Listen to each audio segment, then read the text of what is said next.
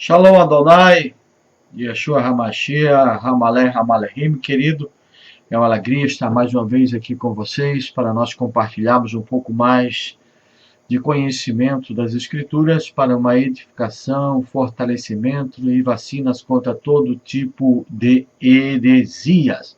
Hoje nós vamos fazer uma análise de Isaías, capítulo de número 53. Sabemos, querido, que o capítulo 53 foi um instrumento usado por Mateus para defender a tese de que Jesus levaria sobre si todas as nossas enfermidades. Mas sabemos, querido, que quando Mateus ele faz suas declarações e interpretações das escrituras do Antigo Testamento, sabemos que ele comete alguns equívocos, e equívocos que hoje não são muito relevantes numa interpretação imparcial das Escrituras. Tá? Nós vemos que quando você vai interpretar as Escrituras com imparcialidade, você vê que o sistema religioso aqui introduziu nesses versículos algo que não existe no texto. Nós vemos que Mateus ele comete alguns equívocos. Mateus, ele, no capítulo número 1:26, ele declara que para que se cumprisse a escritura, ele coloca a virgem de capítulo 7, verso 14 de Isaías como sendo Maria, né? E que Jesus nasceu de uma virgem, completamente fora, desconectado, desprendido do contexto que fala sobre Acás, numa iminente guerra com a união de Israel, né, povo da capital do norte, né, Samaria, que se uniria com a Síria.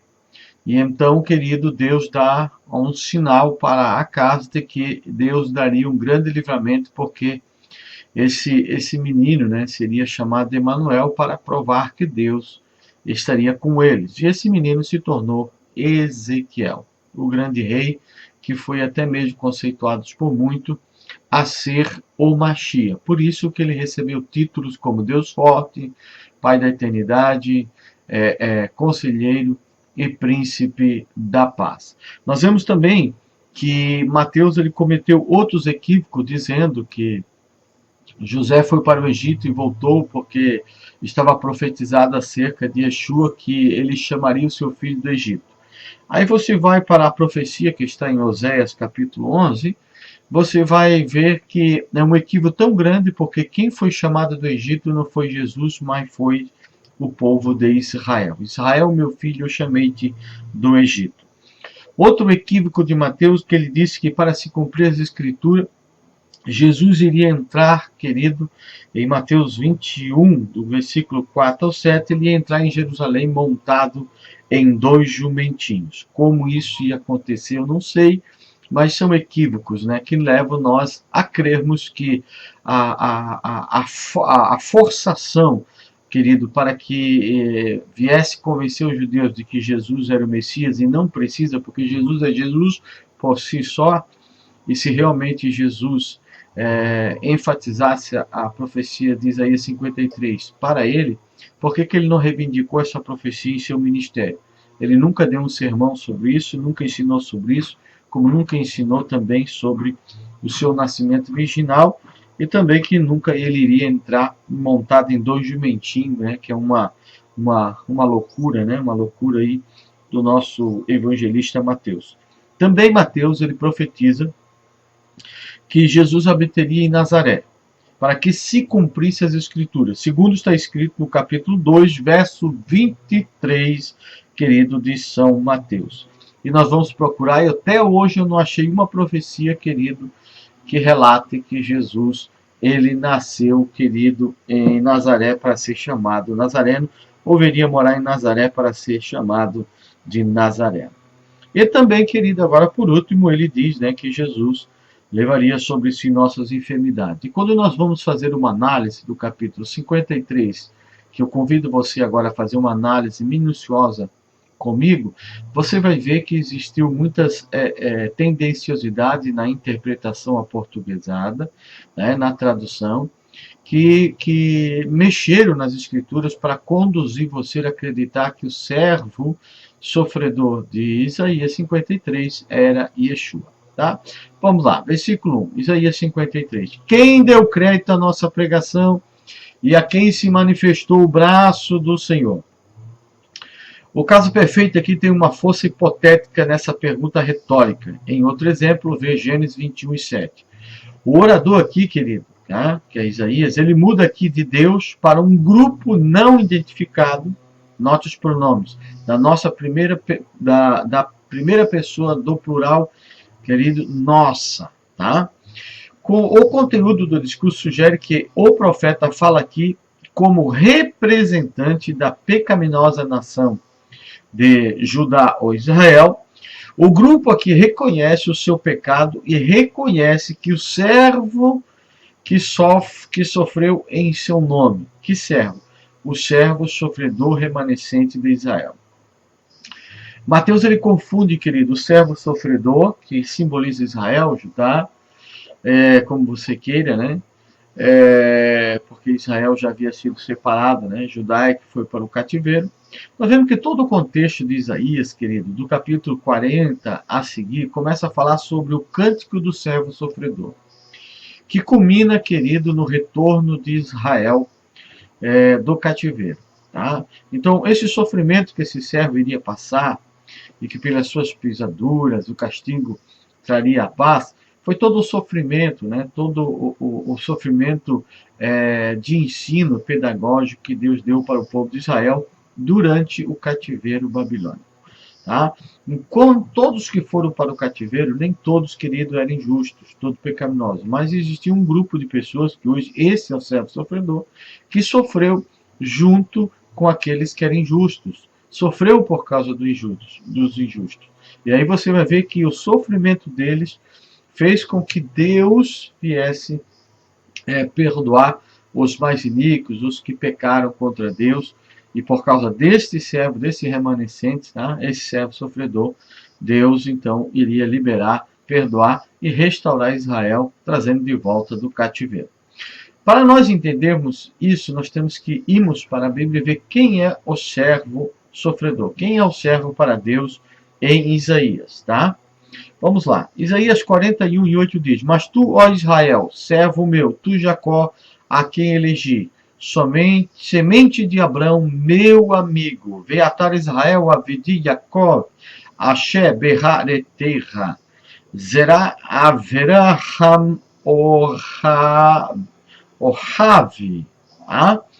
Quem é o servo sofredor de Isaías? Vamos em Isaías 44, verso 21. Lembra-te dessas coisas, ó Jacó, e ó Israel, porquanto és meu servo, eu te formei, meu servo és, ó Israel, não me esquecerei de ti.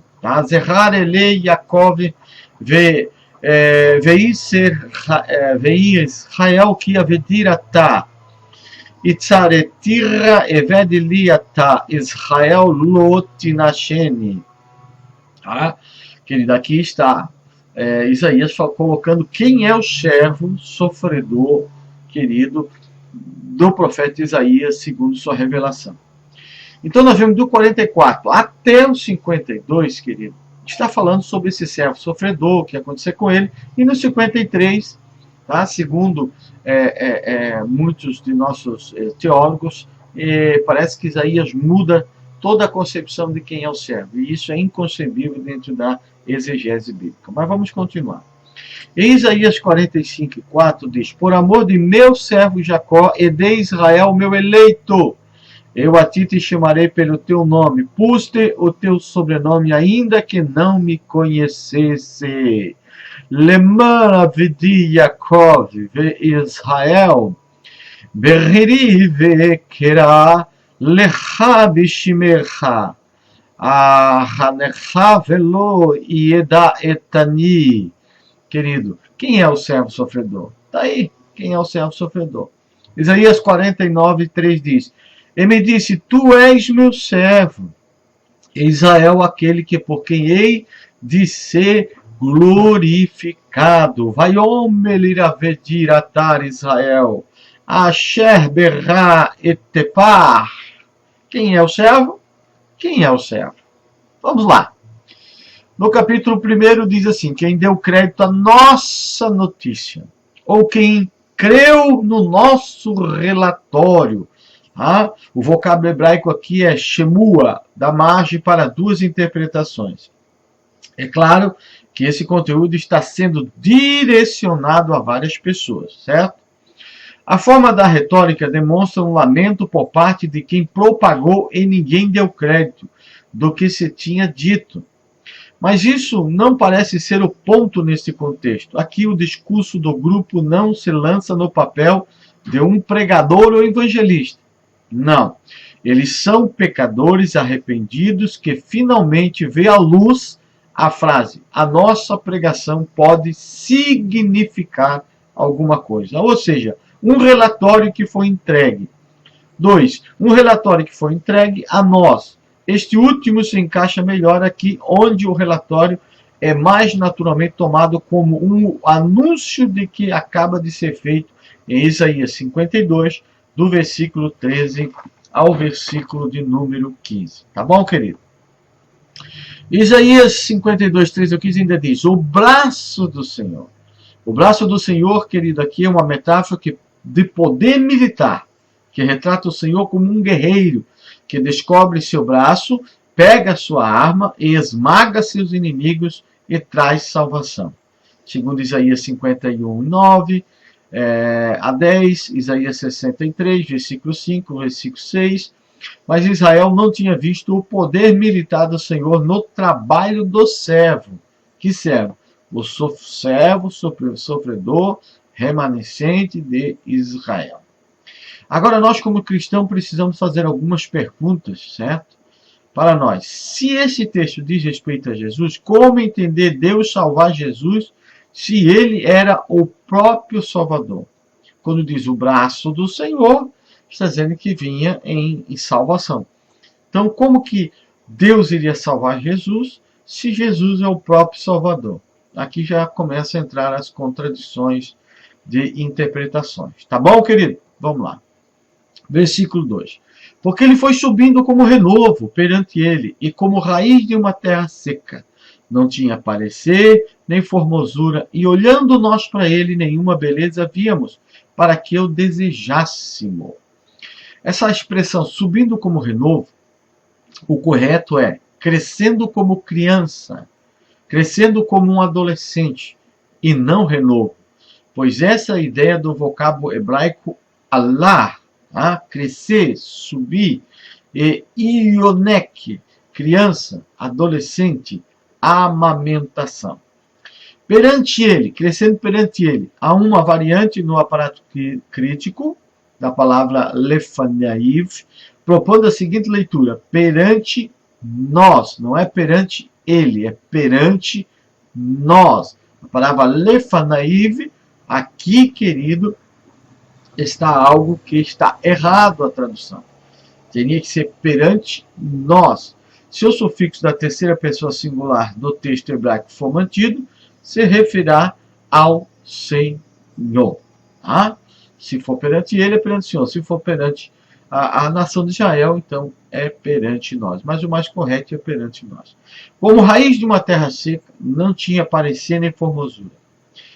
A metáfora que foi usada nesse versículo sugere insignificância de uma criança ou adolescente, pois o vocábulo hebraico toar sugere algo sem forma, aparência, desfigurada, ou uma pessoa despreparada para cumprir alguma missão especial. Se fosse em Jesus, Jesus estaria preparado para uma missão especial.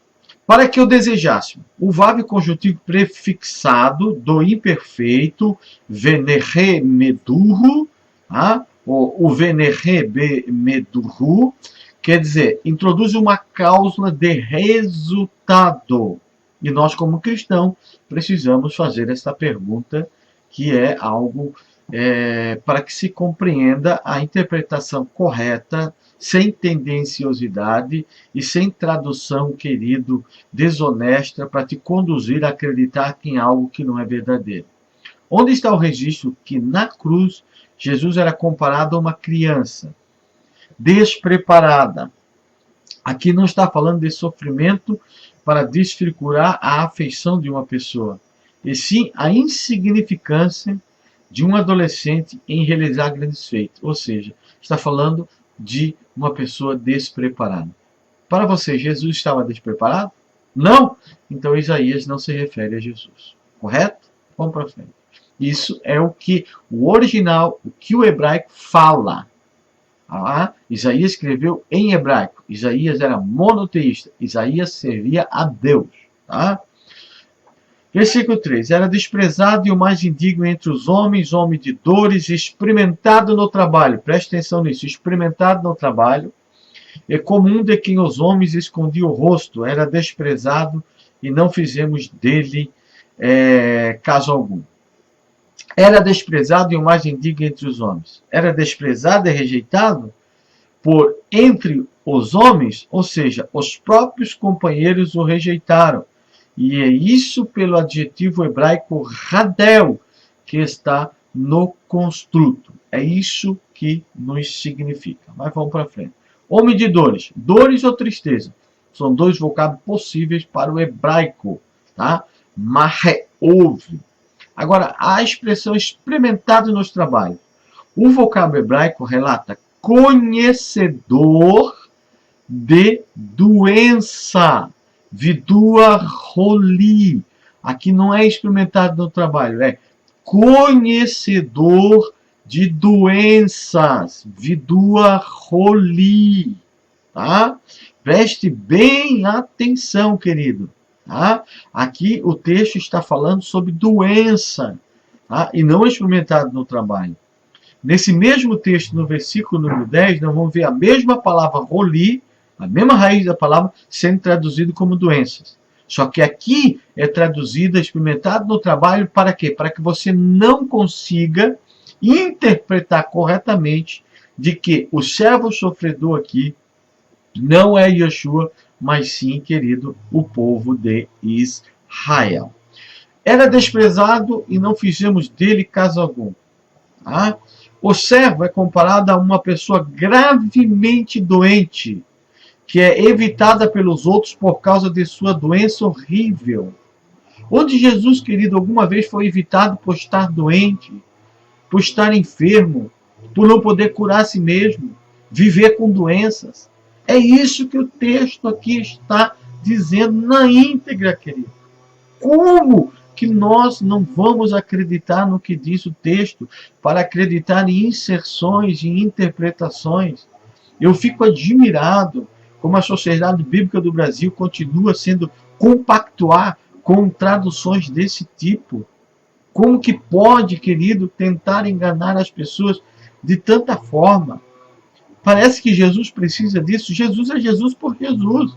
Não precisa, querido, de pessoas que não têm sinceridade na interpretação, que são falsários na interpretação. Jesus não precisa de você. Não precisa de falsários para ele ser Jesus. Nós temos que respeitar o texto bíblico. O texto pelo texto. Tá? Vamos para frente.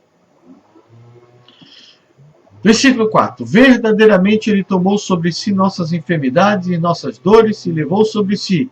E nós o reputamos por aflito, ferido de Deus e oprimido. Vamos ver a expressão primeiro. Ele tomou sobre si nossas enfermidades. O texto hebraico não registra a expressão tomou, e sim levou, pois o verbo tomar dá o sentido de brutalidade. Outra expressão que o hebraico não registra é a expressão sobre si. Ou seja, o verbo hebraico nassa não relata essa expressão, e sim o sentido de ter levado, mas não sobre si. Tá? Nossas enfermidades. Essa expressão nossas enfermidades, isso é uma metomínia, ou talvez como uma metáfora para o pecado e seus efeitos, como Isaías 53, versículo 11 ao 12, deixa claríssimo isso, tá? E as nossas dores levou sobre si.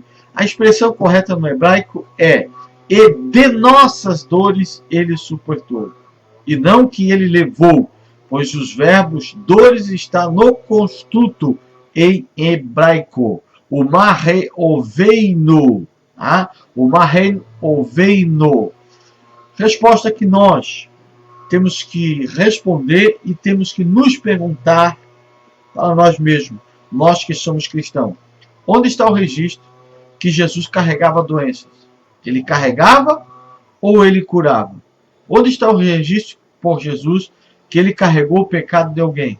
Ele carregava ou ele perdoava? Fica uma pergunta aí para você. Tá?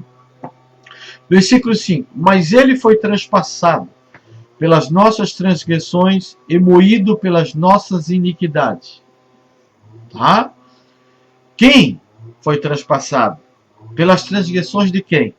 O servo sofredor foi transpassado por causa das transgressões dos injustos de Israel que levaram, Deus levou o povo cativo para a Babilônia e lá o servo fiel sofreu por causa das transgressões de seus irmãos e foi transpassado e foi moído pelas iniquidades, querido, desse povo que não obedecia a Deus. E o castigo que nos traz a paz estava sobre ele.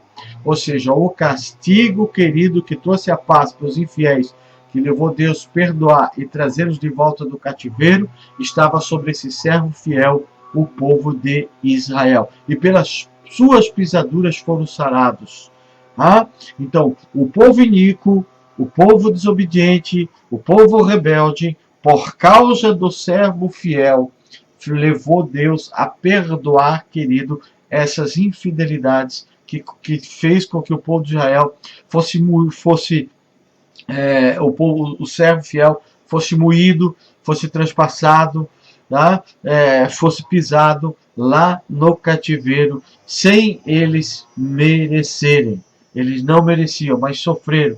E o sofrimento deles moveu o coração de Deus para que os tirasse de lá e trouxesse restauração para Israel. Esse é o contexto. Fugir disso é assassinato exegético. O castigo que nos traz a paz, tá? Estava sobre ele. O vocábulo paz, shalom, aqui é um construto de resultado, ou seja, a punição que resultou em nossa paz. Quem? A punição de quem? Do servo sofredor, a qual produziu o perdão para o povo de Israel. E pelas suas pisaduras fomos sarados. Continuando a utilizar a imagem da doença física, o grupo reconhece que a disposição do servo para realizar suas doenças, tá? Versículos 53 e 4, resultou a cura. A cura é uma metáfora para o perdão aqui conseguido por Deus e trazendo-lhes de volta do seu cativeiro. Pergunta que eu, cristão, preciso fazer.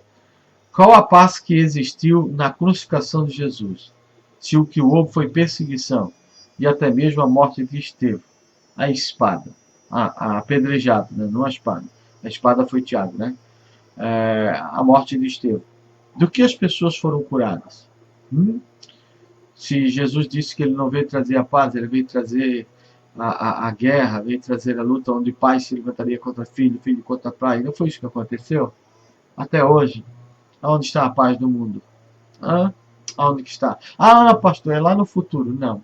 Jesus nunca disse que ele vinha trazer a paz. Quem chama ele de príncipe da paz são os cristãos. São nós que chamamos ele de príncipe da paz, porque nós pegamos o texto de 9 e 6, querido, de Isaías, que está falando de Ezequias. Tá? Nós sabemos, querido, que essa paz que o mundo procura, tá? Está prometida no Mashiach de Israel. Mas eu acho, querido, que a paz verdadeira que Jesus veio trazer não é uma paz, querido, de guerras, mas é uma paz de espírito. Porque Jesus é o nosso Mashiach, é o nosso rei, que é o rei de almas, num reino espiritual, num reino que não veio a esta terra com visível aparência, mas é um reino que já foi estabelecido por ele, quando se cumpriu no ano 70 as suas profecias de que o reino seria estabelecido no período, querido, da sua morte, até a destruição do templo, segundo nos revela Mateus capítulo de número 24. Ah, vamos para frente. Versículo 6. Todos nós andamos desgarrados como ovelhas, cada um se desviava pelo seu caminho, mas o Senhor fez cair sobre ele a iniquidade de nós todos.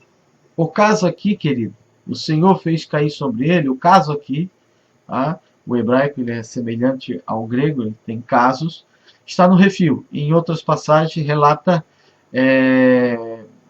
paná, né?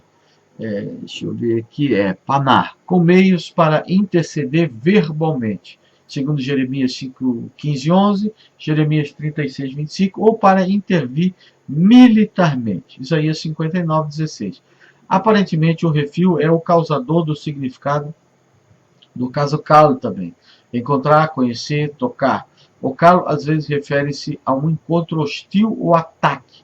Quando usado desta forma, o objeto é normalmente introduzido pela preposição B, segundo Josué 2,16, Juízes 8,21, Juízes 15,12, etc.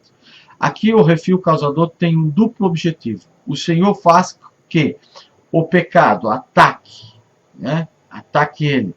Note que o objeto atacado é introduzido pela preposição B.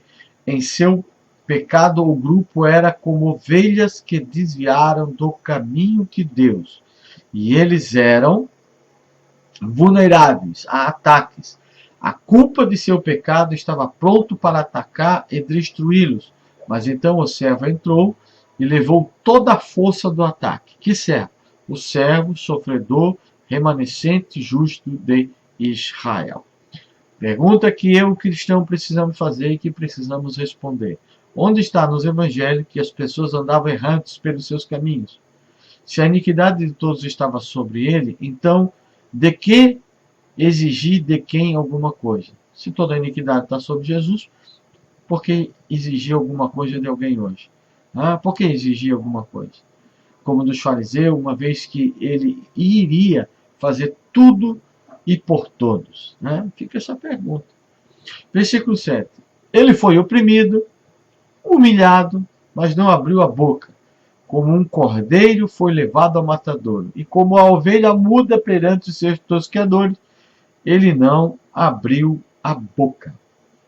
Esse versículo enfatiza, querido, a submissão silenciosa do servo. A comparação com uma ovelha não sugere necessariamente uma metáfora sacrificial. Ovelhas foram abatidas para alimentar, bem como para rituais de sacrifício. Vem na palavra tevar, para o matadouro. Não precisa servir matança sacrificial. Segundo Gênesis 43:16, Provérbios 7:22, Provérbios capítulo 9, Jeremias 50:27. E precisamos notar também o uso do verbo relacionado em Êxodo 21:37, Deuteronômio 28:31 e 1 Samuel 25:11. O que nós precisamos entender? Em qual sentido Jesus não abriu sua boca? Essa figura de linguagem tem como aplicar a Jesus, uma vez que ele cumpre e se comparou a pastor e não ovelha? Mateus 26:31 diz, então Jesus diz, todos vós esta noite vos escandalizeis em mim, porque está escrito, ferirei o pastor, e as ovelhas do rebanho se dispersarão. E tem mais, ele falou que o bom pastor daria a sua vida pelas ovelhas. Ou seja, aqui, querido, essas ovelhas são o remanescente justo de Israel. Por quê? Porque Jesus nunca se comparou a ovelha. Jesus sempre se comparou a quem? A pastor. Jesus em nenhum momento se assumiu e ele disse, eu sou ovelha e vocês são ovelha também. Não. Ele disse, eu sou o pastor, vocês são as ovelhas. Tá?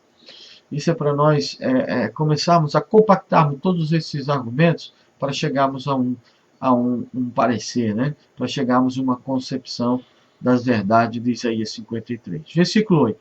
Da opressão e do juízo foi tirado, e quem contará o tempo da sua vida? Porquanto foi cortado da terra dos viventes, e pela transgressão do meu povo foi ele atingido. Aqui no hebraico não está ele foi atingido. Aí, querida, que entra a mudança de um sentido plural para singular, para condicionar você a acreditar que aqui está falando de Yeshua. Tá? Quando nós olhamos para essa palavra aqui, ó, foi por ele atingido, não. Por eles atingido, não ele. Tá? Mas eu vou provar isso para vocês mais para frente. Da opressão e do juízo. A presente tradução assume aqui o min. Tá? Aqui tem um sentido instrumental. Por, através de. E compreende, querido, a palavra otser omi mishpat, tá? Que é uma correção e decisão judicial. Como uma endíade, que significa decisão judicial coercitiva, assim como num julgamento injusto. Tá? Outras opções interpretativas incluem sem para esse sentido de mim. Tá? Obstáculos e processo social adequado, ou seja, de forma injusta e sem ninguém para defendê-lo. Ou seja, que o que aconteceu com esse servo, aqui está dizendo que o que aconteceu com esse servo fiel, justo, remanescente de Israel, foi uma coisa aparentemente injusta, né? Por quê? Porque ele recebeu algo sem merecer. Tá? Mas Deus assim o fez, permitiu, porque através dele isso trouxe a remissão e o perdão e a salvação de Israel do cativeiro, querido Babilônia. Tá? Isaías 53:8, querido, tá? Na revista Almeida e Corrigida, diz: da opressão e do juízo foi tirado, e quem contará o tempo da sua vida, porquanto foi cortado da terra dos viventes, e pelas transgressões do meu povo foi ele atingido. Tá? Em hebraico diz: Meotzer umimishepat lukach ve'et doromi isorear ki negezar me'eretz Raim me pechá a mim negalamo. Essa palavra lamo quer dizer eles e não ele. O meu povo foi atingido, né? Pela transgressão do meu povo foi eles atingidos e não ele. Por que mudar para o singular? Para te conduzir a crer que aqui não está falando de um coletivo de pessoas justas, remanescentes de Israel, que foram sempre considerados por Deus como servo sofredor. É só isso. Querido, essas interpolações, essas inserções, essas adulterações que a Bíblia faz, querido, essa Bíblia traduzida no português e no latim, querido, só me levam a acreditar uma coisa, que houve muita, mas muita leviandade dos tradutores para conseguirem, querido, adaptarem a Bíblia às suas crenças, às suas concepções religiosas. E isso hoje, com a ajuda do original hebraico, com o despertamento de muitas pessoas na igreja para estudar o hebraico, para estudar o grego, para ir na língua original, para aprender o que realmente está sendo dito, querido, todos esses falsos interpretadores da Bíblia vão cair por terra. Todas essas interpretações vão ser aniquiladas, vão ser todas elas consertadas, vai ser passado uma limpa, Deus vai passar uma limpa, vai fazer uma limpeza nessas interpretações que levam você a crer, querido, em coisas que não estão na Bíblia. Você quer ver a prova? Está aí, ó. Dicionário, querido, do hebraico. O que significa a palavra lamo? Eles. E a palavra lemo, para. Tá? Lemo, para, lamo. Ali está lamo, é para eles. Ou seja, a tradução correta, eles foram atingidos. Tá? Daqui a prova. Tá bom? É só você procurar. E quem contará o tempo da sua vida? A expressão correta e sua geração que considera. Alguns entendem sua geração como uma referência para os descendentes. Nesse caso, a questão poderia sugerir que ele não terá nenhuma. No entanto, et pode ser tomado para especificar um assunto novo. Tá? É uma preposição que é colocada para se iniciar um assunto novo. Se sua geração se vencer a geração contemporânea do servo sofredor de Israel, pode-se então traduzir: quanto à sua geração contemporânea, quem tomou o caso? O ponto seria que alguns estavam preocupados com o tratamento duro que ele recebeu. Ou seja, tinha alguns ainda preocupados com o tratamento duro que esse servo justo recebeu quando foram para o cativeiro. Tá? Porquanto foi cortado da terra dos viventes. A expressão hebraica diz que ele foi excluído da terra dos viventes. Isso é uma expressão para a esfera onde as pessoas vivem em contraste com o reino subterrâneo dos mortos, o Sheol. Meu povo. Meu povo é uma leitura problemática num contexto em que a primeira pessoa do plural predomina, onde Deus não aparece para falar novamente até Isaías 53:11. Por isso é preferível ler conforme diz Peshá Emu, né? O Peshá Emu, o seu povo. Neste caso, o grupo de fala nesses versos é identificado como pessoas do servo, tá? Nossos atos rebeldes, né? Ou seja, Ami Peshá, Ami Peshá, Ami Peshá, tá? Anipechá, Anipechá, né? Que quer dizer, querido, nossos pecados rebeldes. Ou rebelião, Anipechá, rebelião do seu povo, e Pecharemu, né? De nossos atos rebeldes. É isso aí mesmo, tá bom, querido? Vamos para frente. Perguntas que nós temos que fazer para nós e responder. Quais foram os descendentes que Jesus deixou? Se ele foi escolhido da terra dos ventos, como ele voou para os mesmos. Aqui o termo hebraico está no plural, tratando da morte coletiva do servo sofredor de Israel. E também fala dos descendentes de Jesus. Se você crê que Isaías 53 está falando de Jesus como servo sofredor, então você vai acreditar, querido, no Evangelho segundo escreveu Madalena, dizendo que Jesus, né? E o Evangelho de Tomé dizendo que Jesus era casado, querido, tá bom? E que talvez Jesus tivesse muitos filhos. Então, quando você for fazer uma interpretação de Isaías, você seja minucioso, senão você estará dando um tiro no seu próprio pé, tá bom?